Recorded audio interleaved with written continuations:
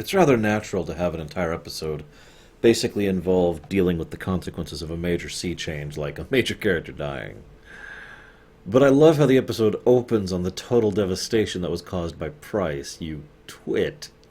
And then, of course, she's like, well, the Jedi is dead. Yes, but the fuel depot is not my concern. It's just, smack! And then we'll just show a parade. This, by the way, is once again that big theme of simplistic versus complex. Price is simple. Okay, we'll throw a parade. That'll be the best possible way to cover this up, and no one will ever know that it was me who actually blew this up and not the rebels, and that we just lost the TIE Defender factory, regardless of who actually did it. She's not cunning.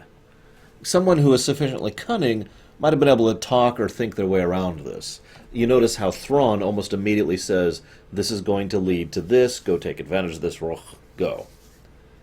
Quick aside, do you notice how Thrawn always tries to use people's correct pronunciation for their names, like Hera? Just a little thing I noticed earlier. So she's not cunning, or dynamic, or adaptable.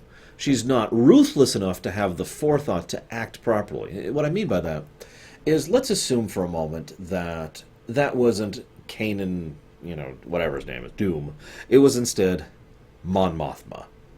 Someone who is ruthless would see that situation and say, that's a fair trade. I'm going to wipe out all my rooks to take out your queen. Bam. That's ruthlessness. Ruthlessness also involves, as I mentioned, a bit of forethought. Ruthless is about being willing to take the hurt in order to cause the hurt, basically, and not caring about any, vestigial damage that might happen to you or theirs. No, she's not ruthless. She's not cunning. She's not smart. She's not adaptable. She's simple. She can't even lie to Thrawn. And for the second time in this show, well, really, I mean, it's happened like 5 times or so, but for the second time, Thrawn finally just starts to lose his veneer of politeness, and he is pissed at her. And can you blame him? God, I would be livid at how stupid and short-sighted her actions are here. And I love that. This is Thrawn. I will deal with you when I return. And there's just this horrible menace in his voice. And then he goes right back to being normal. I've got orders for you, I have a note here. I've mentioned before the difference between, I shouldn't say the difference, the significance of the cell mentality for the rebels and how that was mostly a negative, honestly. Like, it was mostly a detriment to the Rebel Alliance. Well, here's another way. So let's say there's Rebel Cell 52. They're the Watermelons. I've got watermelon right here.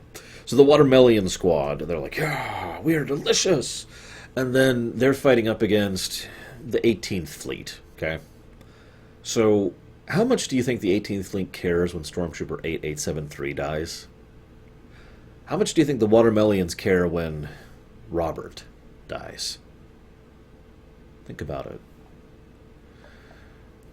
I say that's a disadvantage. You could say, well, that's an advantage, but no, it kind of isn't. It means every wound hurts more, and it means they're more likely to make a mistake after said wounding. So that is another disadvantage the rebel cells have over the Empire. I think we're up to like 32 at this point. I do like the very quick reaction of how they all react to Kanan's death. Each of them kind of pairs off in their own way. Sabine goes off to just vent and attack.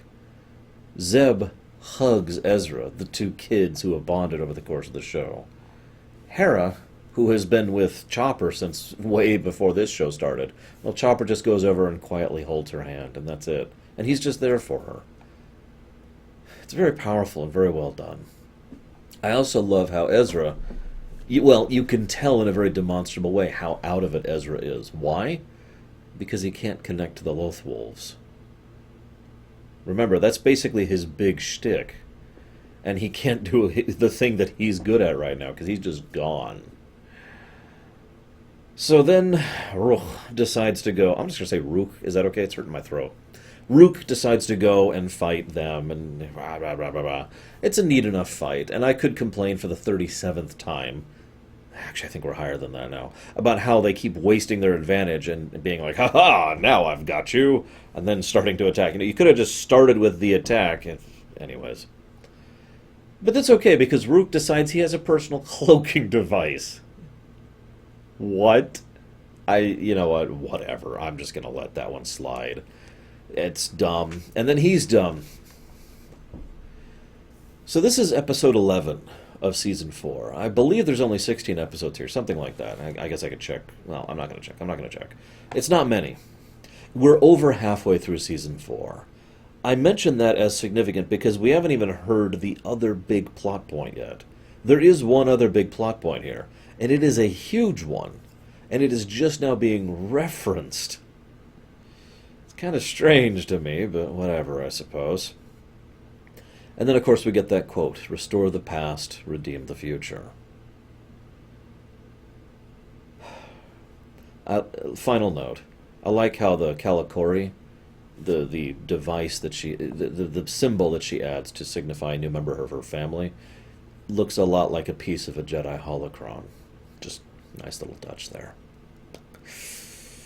Tune in next time for things to get even worse.